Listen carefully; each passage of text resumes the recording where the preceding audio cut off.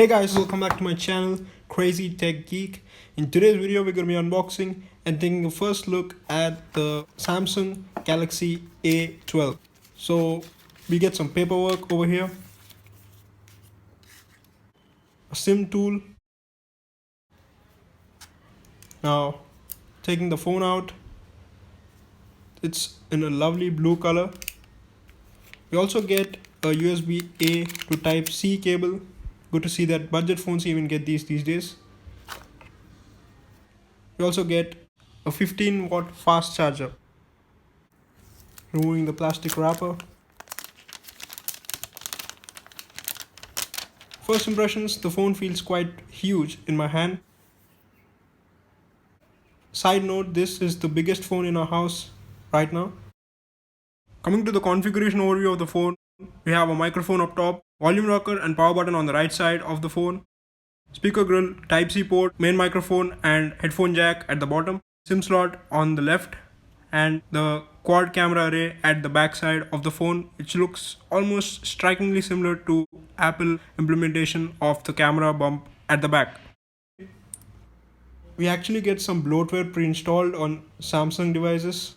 That's a bummer, but it is good to hear that we can uninstall it. It actually comes with Android 11 out of the box, so that's a plus. When it comes to biometric authentication, we have a fingerprint scanner integrated into the power button itself. Let's give it a go. Okay. Not the fastest I've ever seen, but it's pretty nippy. We also have face unlock on board. Coming to the specifications of the phone has a large 6.5-inch HD plus TFT LCD display, which is a bummer considering that many of its rivals have an AMOLED full HD screen at this sort of price point as well. We have the MediaTek Helio P35 processor running the show here. It is just a budget chipset which is not capable of doing highly intensive tasks, but it is just for doing basic stuff here and there. We've got a quad camera setup over here, headed by a 48 megapixel main camera, a 5 megapixel ultra wide angle lens, a 2 megapixel macro camera and a 2 megapixel depth sensor. The phone has an 8 megapixel front camera, which is okay for social networking but nothing too serious. We've also got a 5000 mAh battery on board, which is fairly decent and keeps you going all day long without any issues whatsoever. When it comes to the phone UI, we've got One UI Core Edition over here, which is nothing to write home about, considering that it is One UI with some features stripped back. The phone comes with 4GB of RAM and either 64 or 128GB of internal storage, which is not that much in 2022, but it is decent from a budget standpoint.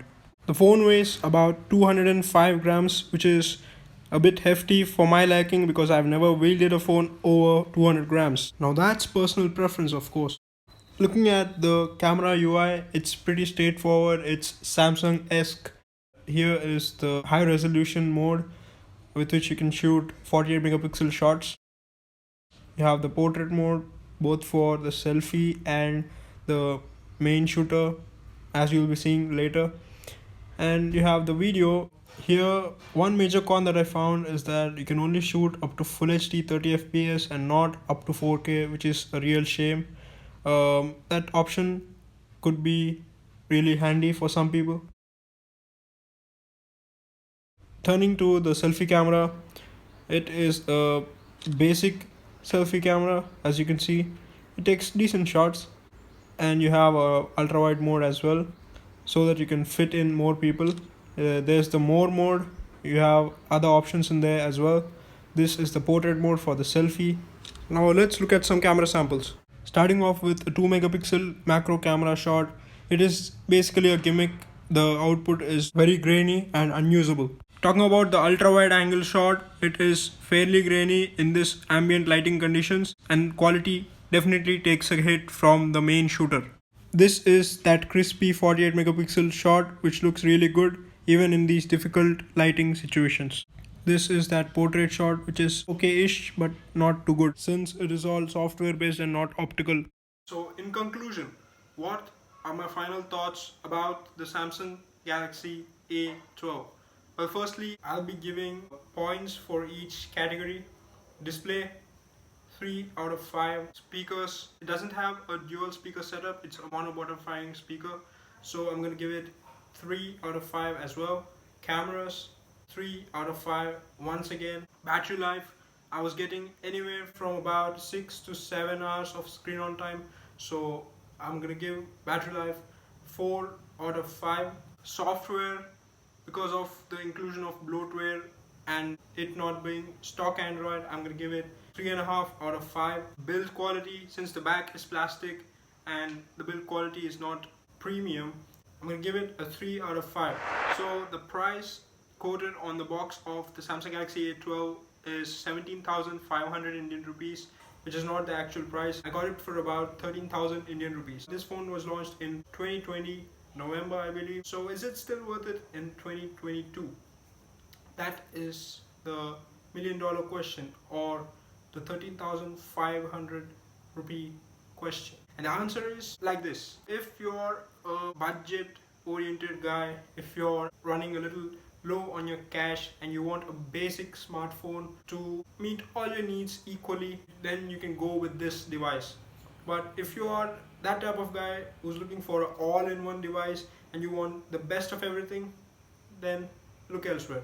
Anyways, that's it for this video, guys. I hope you guys enjoyed it. If you did, then make sure to smash that like button. Let's go for 10 likes. Also, share this video and subscribe to my channel if you're new around here.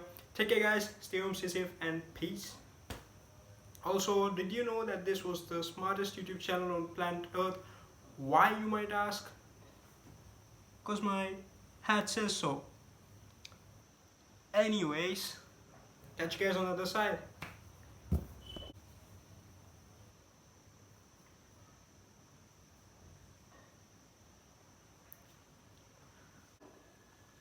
Hey guys, welcome back to my channel.